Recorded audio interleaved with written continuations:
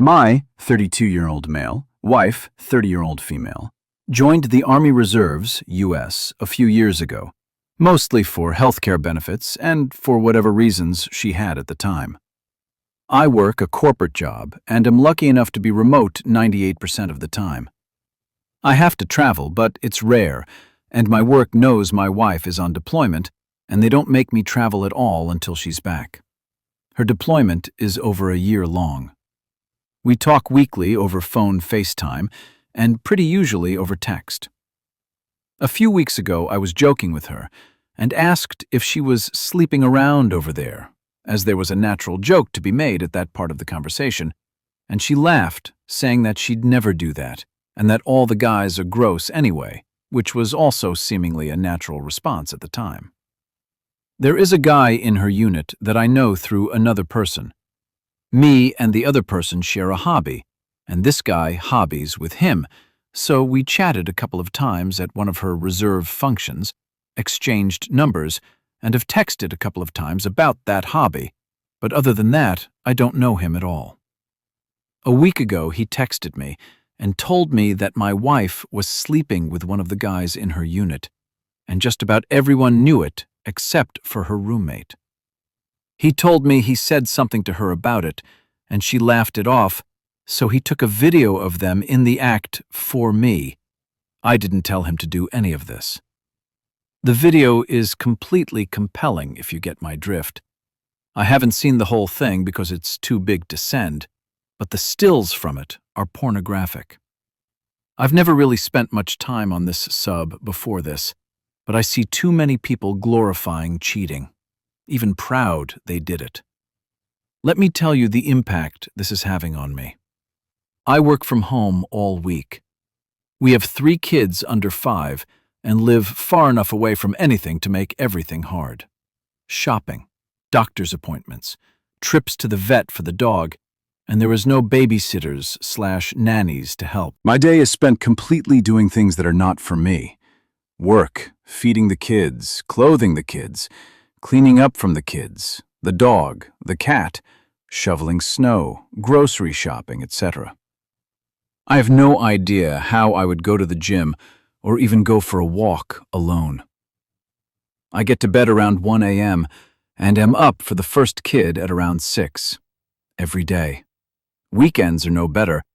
Work just gets replaced with Costco and errands with 3 kids. To say I'm tired is a monumental understatement. Yesterday, our scheduled call day, I asked her about it, and she again told me I was being paranoid, and just because she's a woman surrounded by men doesn't mean she's having sex with all of them. I blew up. I'm just too tired to regulate all of my emotions all of the time. I have to save what little energy I have to be even-keeled around the kids and work. Confronted with the photos from the video, she got super angry about who took the video, like it was an invasion of her privacy. Then she said she was just bored and horny, and it didn't mean anything. That he was married too, and they just needed something, which made me even more angry. I wish I was bored. I wish I had the energy to be horny. I have to do everything, and she just gets to fuck her coworkers because she's bored.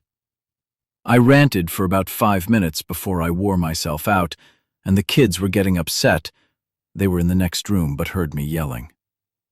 What you all who cheat don't get is that it's not necessarily about the sex. I never wanted to be a single dad. I never wanted to go through life without a partner. I never cheated or even came close. The disrespect is way too much now. Like, how can you not see that your actions affect others? She texted me and told me she was now extremely guilty and sees how, to me, it was much more than masturbating with a real cock, which is evidently how she sees it. She didn't think about how it would affect me. I asked her if she loved the guy, and she actually said, no, he's married. Like WTF. Anyway, when she told me she felt guilty, I told her I'll make it easy for her and we'll get a divorce. which is laughable, because how TF am I supposed to meet with a lawyer? Bring the kids? I'm going to call around and see if one will do a house call? Like WTF. But the marriage is over. It's the lie. The lie to my face and the disrespect. I'm lucky enough to make a lot of money at my job. She's an E3. She can go be an E3 on her own somewhere. She can go active and go be a barracks bunny for all I care. I'm going to tell her that she's not welcome here anymore, not in my house, not in my life. When she gets back in a few months, she can figure out housing, a car, whatever, on her own. I know she can't be sued/divorced against her will on deployment, but that ends when she gets back and off of active status, and that'll be it. I have no idea what I'm going to do raising these kids for the rest of my life on my own. I can't give them 100% of my time. It's sobering realizing I'm going to give up my own wants to focus on them and keeping a roof over our heads, when just a few months ago I, or so I thought, had a partner that allowed me to go for a run or do my hobby. I know that day will come again, but I'm worried I'll be just too tired. Your cheating destroys people. Destroys them in ways you'll never understand. If you want to cheat, just end the relationship. If you don't, then fuck you. It's the lying, the disrespect. You want to have yours and fuck the other person, then want to pretend it's all okay because you made a mistake. Fuck you. I will watch with glee as she hopefully has to return home, because she's not from here, and it's a very HCOL area where she's not going to be able to remotely afford rent on E3 pay with no resume. Hopefully she'll never see the kids again, and join her family is poverty and drugs. I wish nothing but the worst for her, because that's all my exhausted brain can muster. I know it's draining my wisp of energy to be angry, but I'm too tired to stop it, so whatever. I've also decided to make it my life's work, and thankfully I'm in a position to do so via my work, to destroy cheaters. So there's that too. Update. Since some of you wanted an update, and typing this shit out helps me organize my emotions, here's a small one. For those who don't know, any JAG will help any spouse, regardless of branch, duty status. But there's not much they can do, other than help you understand the law, according to the office I just spoke with. I do have a meeting scheduled with them for late next week, as there are no JAG lawyers available this week. It also didn't really seem like much of a priority for them, or maybe it's just routine. I do have a consult with a civilian lawyer scheduled for later today. I'm not going to contact her chain of command directly. That'll be something the lawyer can do, as it may have more impact. I don't care. I'll talk with him or her about it. I'm not going to contact the guy's wife until after the holidays. If she's stretched as thin as I am, I can't do this to another person right now. I did tell her family. Well, her brother-in-law is the only person I have a phone number for. He called me immediately, and we talked for a while, and I realized I've never really talked to the guy before. They live several states away, but may come down and visit. I know a lot of you are asking for updates, but the reality is there likely won't be much for a while, until I can meet with a lawyer, contact the chain of command, if that's the lawyer's advice, and, most importantly, when she gets back from deployment, which is months away. I'm not 100% sure I'll even be told what the outcome of any UCMJ action would be against her or the other guy.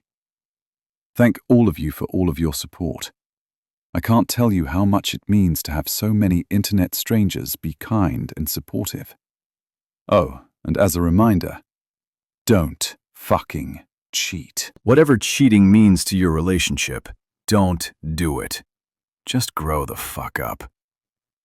Talked with the lawyer, and obviously this is going to have to go on for a while, but she's confident that there will be at most 2.5 years of alimony, if any at all. She's leaning toward there being none. Our state caps the length of the alimony based on the length of the marriage. Also takes into account the reason for the divorce, with adultery being an at-fault condition. She's confident there will be little to no spousal support for her, also confident that I'll be the primary custodian of the kids, with 50-50 legal custody. Also confident that we'll be able to pull child support out of her, so that's nice. This last part is funny to me, but may be yet another FAFO moment for her. This is just one meeting out of what I imagine to be many very expensive ones. But whatever. I've had a nap and am feeling better about my life moving forward. The lawyer will also deal with her chain of command, as she was a prior JAG. She'll be better with it than I would, even though that's going to cost me money. She advised no further discussion with anyone about this, like the other spouse. Wasn't really happy about this here post. Most likely will be disappointed in me for the update. There will likely not be many updates for a while. By then, most of you all will have moved on to the next tragedy on this horrible sub. But I will post updates as I get them, unless the lawyer orders me to stop. Then I'll just post the whole update after the judge stamps the divorce.